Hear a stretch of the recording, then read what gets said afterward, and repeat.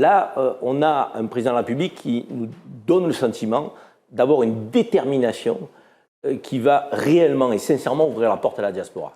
Et donc, j'ai envie de dire qu'il y a une forme d'alignement des planètes.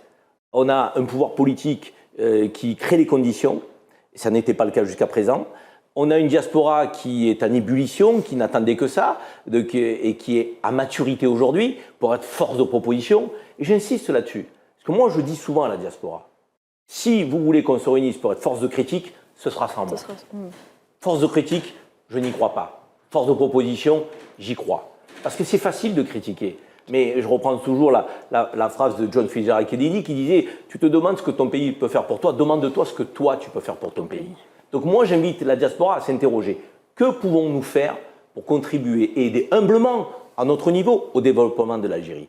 Quand il y a un code de l'investissement qui est favorable, et ça n'était pas le cas il y a quelques mois, quand il y a une loi de finances qui va dans le bon sens, et ça n'était pas le cas il y a quelques mois, ça veut dire que les conditions sont réunies. Et donc notre envie, notre motivation, notre détermination convergent avec celle du président de la République.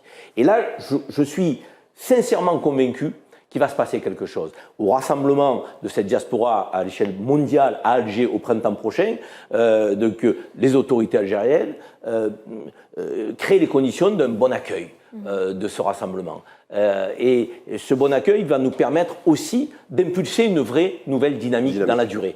Et ça, c'est fondamental.